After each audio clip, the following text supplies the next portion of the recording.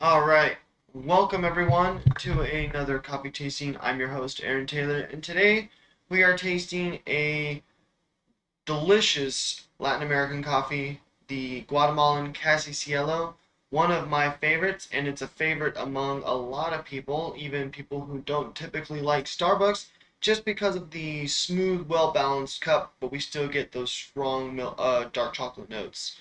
So, with this coffee, it is getting notes of Meyer lemon and cocoa nib, and that Meyer lemon is going to give us some really bright notes, and then the cocoa nib is going to give us those really dark chocolate notes. So, for those of you guys who are joining me for the first time, welcome. It is an honor to have you here at the live stream. And for everyone who is returning, welcome back. It is an honor and it really shows your coffee passion if you've been to multiple of these coffee tastings where we get to really learn a lot about coffee. So super cool. So for those of you who are joining me for the first time, we like to brew our coffee three different ways, and that way we get to explore the different flavors of coffee that a single bag has to offer. And so with the pour over, French press, and Chemex, it's going to have different levels of sediments to oil ratio impacting the flavor. And then so we get some brighter cups of coffee and then more balanced cups of coffees. And that's why we do this, is so that we could explore all the different flavor notes that coffee has to offer from the different brew methods. So one of my favorite brew methods is the French press, just because we get the full flavor of the coffee and we get a really well balanced cup. That's what makes it one of my favorites. And then also it just has a whole lot of flavor, so you're getting all that you want out of it. But sometimes I will stray away from the French press depending on the coffee that I'm drinking. So if it's like a Sumatran coffee or a coffee from like Papua New Guinea, I'm definitely going to probably lean more towards the Chemex or the pour over, just because those coffees have such a strong bitter flavor. I like to lighten it up a little bit with like maybe the extra filter that the Chemex has, or maybe just bring out some more of those bright notes that you get with just a standard Melita Benz filter.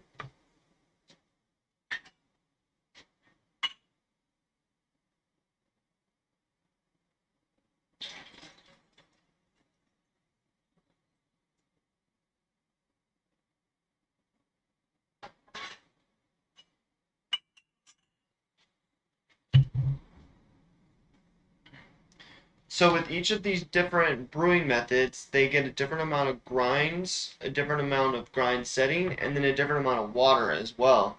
So making sure that we get the different proportions right and the settings correct is really important to making sure that we make the coffee taste the way it's supposed to taste. And so with the pour over, we're going to get the finest out of the grinds, but then we only have a single paper filter. With the Chemex, we get a slightly coarser grind, but we have a triple paper filter, so that water is not going to pass through as quickly. And then also to note, when you're brewing a pour over or a Chemex, when you pour the water over your coffee, you want to just pour a little bit in the very beginning and let your coffee bloom.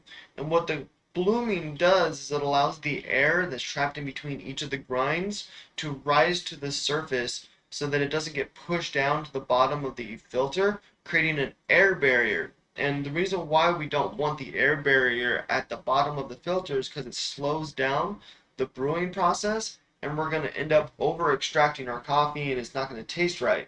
You're going to end up with like too bitter of flavors, or you might get too much of those bright notes that come out in it, and it's just not going to make for a very pleasant cup of coffee. So making sure that we brew our coffee correctly, on top of getting the grinds and the water in proportion right, we have to make sure that we do the whole process right as well, so that we get the right flavors.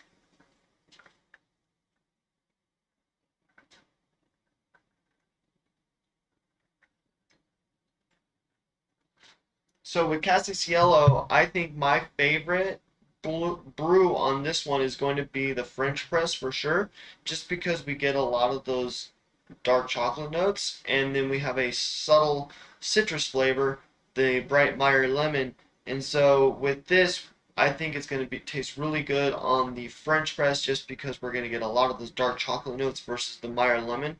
but that brightness is still going to be there, just not as intense as it would be as it's going to be on the paper filter. The paper filter is going to bring out some more of those bright notes, and so we're really going to taste that Meyer lemon on the pour over.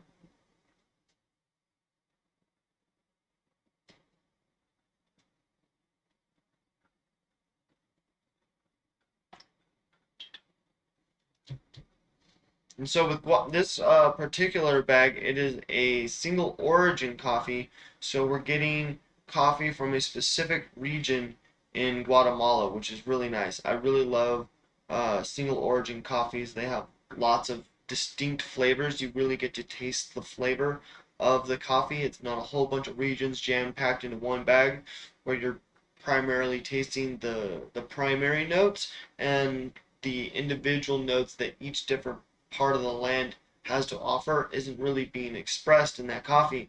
So with the single origin coffees, we really get to taste the flavors the land has to offer and what the coffee growers want us to taste as well. Alright, so the pour over is done. So while we wait for the Chemex and the French press to go, it's a lot of time. We're going to go ahead and taste this. So when we do a coffee tasting, we like to smell our coffee first just to see what kind of aromas we're getting off the top. So with this, we're definitely getting those bright notes, but then because it's a well-balanced cup, we're also getting those dark chocolate notes as well. So it smells really good, really delicious smelling cup of coffee.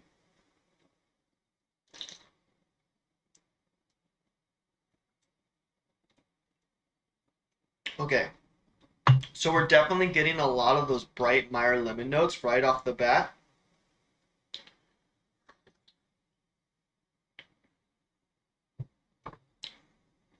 And then as the palate starts to clear, we're getting like a really, really intense dark chocolate bitter flavor. And that's just because we're going contrast from the bright citrusy notes that we get from the very get-go. And the palate starts to clear, and as the palate clears, it's making way for those dark chocolate notes to present itself. And we're getting some really, really intense bitters in those notes. So it's a pretty intense cup of coffee. It's still really delicious. I like those milk chocolate notes. Not a big fan of those bright citrusy notes that we get in the very beginning because they're pretty intense. But that's pretty much why I tend to lean away from the pour over because the pour over allows for more oils to pass through and not as much sediments. So the sediment to oil ratio in your coffee, you have a lot more oils than you would in your coffee than you would sediment compared to these other two methods. And because of that, it's going to impact the bright flavors of our coffee, which is why we get a lot of those bright Meyer lemons in our pour over coffee. Still really good though. Not a fan of that bright citrusy note right off the bat, but as it starts to clear and we get those uh, milk chocolate notes, really, really good.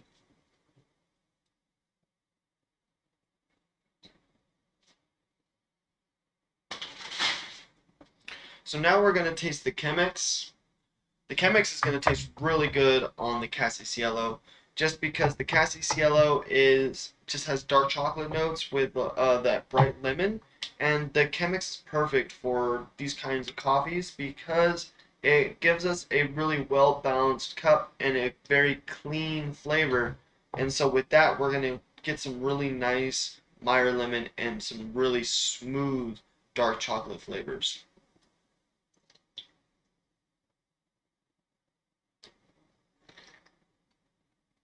Oh yeah, that is really good. What's nice about the Chemex is it brings the flavors together, or that's what's nice about a well-balanced cup of coffee, really, is it brings the flavors together.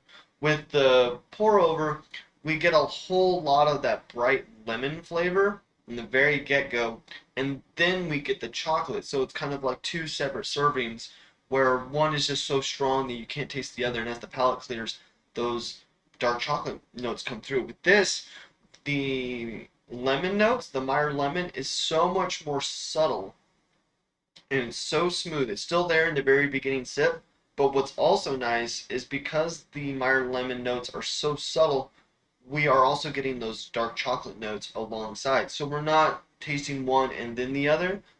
We're getting all those notes together in one sip, and it makes for a really delicious, well-balanced cup of coffee. And it's really light on the tongue, but that's because we did it on the Chemex, so we're not getting as much sediments and oils as we would in like the French press.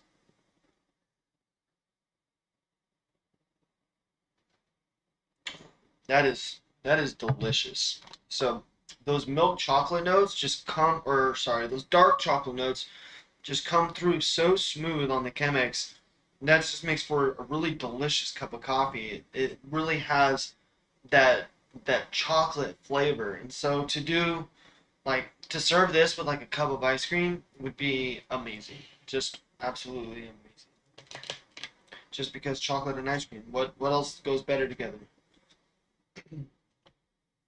So now we're going to try the French press. With the French press, we are getting the full amount of oils and the full amount of sediments. And so we're going to get a much more intense flavor cup of coffee.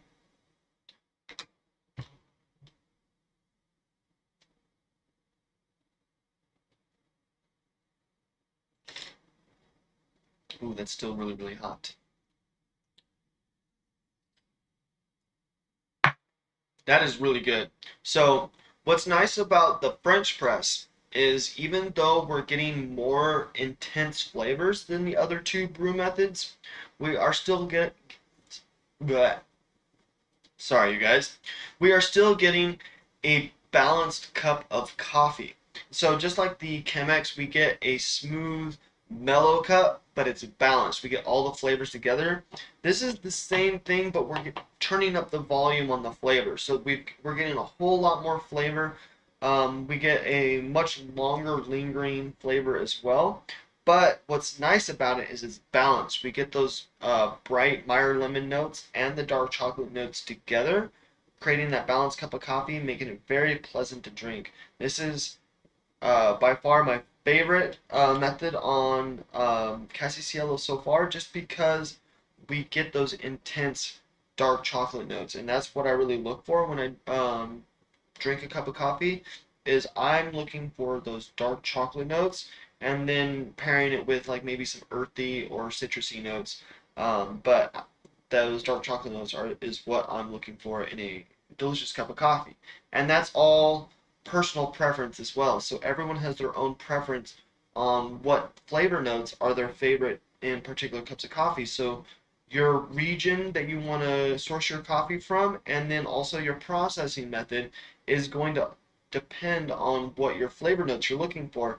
And that's why these coffee tastings are so important, is because we're really exploring the different flavor notes that each region of the world has to offer, and then how to experience those flavor notes the way that we want by choosing and selecting different brew methods and exploring how to bring out the different flavor notes in the coffee.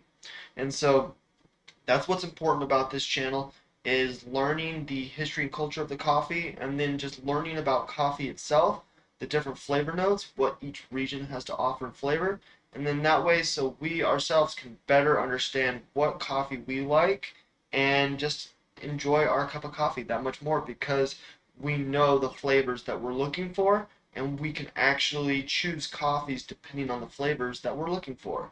And in my case, Casi Cielo is probably one of my favorite Starbucks specialty coffees, because it is one of the first single origin batches that was one of the specialty coffees through Starbucks. And with Casi Cielo meaning almost heaven, I definitely agree, just because of how smooth and the dark chocolate just gives it a really such a gourmet flavor to this coffee. Really good.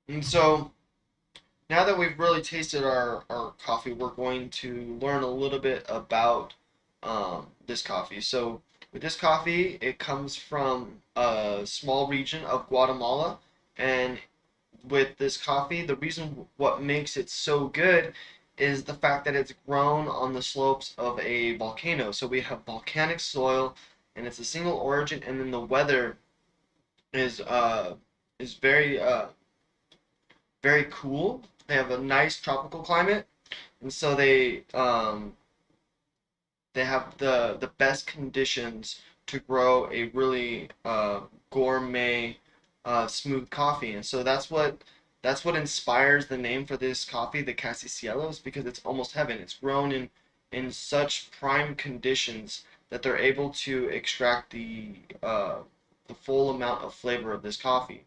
And then what's also interesting is coffee didn't make its way into this part of the world until the early 1800s. But it wasn't until the late 1800s, around 1870, is when coffee production in this part of the world started to actually grow. And then it wasn't until the 1900s, when coffee started to gain popularity around the world, is when it started to really boom. But the best part about it is that coffee creates a sustainable and economically friendly and eco-friendly way to make money for farmers in all around the world. And so we have different parts of Latin America who started to lose money because of specific things that are going on around the world. I believe it was Guatemala that sourced that exported indigo dye, and then when indigo dye was created by, or not indigo dye, but synthetic blue dye was created by the English, they were no longer able to export their indigo dye. The demand for indigo went down because it was so much easier to create synthetic dye. And so with that, a lot of farmers were losing out on crops because they couldn't sell their indigo. And so a lot of farmers ended up transitioning from indigo to coffee and then to other crops. But with coffee, we saw a healthy boost to the farmers because of how sustainable it is and how much easier it is to grow than other crops. Um, and then also going into the late 1900s, where we start to see a big push for sustainable farming and fair wages around the world, and making sure that our farmers are being paid ethically. A lot of these farmers are starting to see more money, especially with a bag like this where we have Casi Cielo. Since it's a single origin and we're directly sourcing our coffee from this part of Guatemala, those farmers actually get to see a lot more of that money. And so getting these single origin batches and these small batch coffees are really important to the farmers because we're pretty much getting rid of the middleman of the people who actually like say like a central roasting plant or like a central processing plant where all these different farmers would take their beans to go get processed at this plant, and then Starbucks buys their beans from the plant. Now we have collectives of farmers who actually have their own processing plants, and then they allow their neighboring farmers to come and process their beans there. And then what this allows is it allows the farmers to make more money because they're no longer selling their beans to a processing plant and the processing plant selling it to the companies that sell it to the consumers. And so we're eliminating a step of handing money to that next person, and what that does is it allows the farmers to make more money, where they're seeing a more fair wage. And the best part about these farmers seeing a fair wage, especially in these different parts of the world where they don't necessarily know what a fair wage is it's showing their neighbors what a fair wage looks like as well. So if someone's being underpaid 20 miles down the road and they're growing another crop, but then they see this person getting paid so much just for growing coffee, it's going to make them think. They're going to be like, well, why am I not getting paid as much? And so what it's really doing as well is it's showing the rest of the world what fair wage looks like and how we all deserve a fair wage, and not just coffee growers, not just people getting coffee from not just people selling coffee to Starbucks, but everyone deserves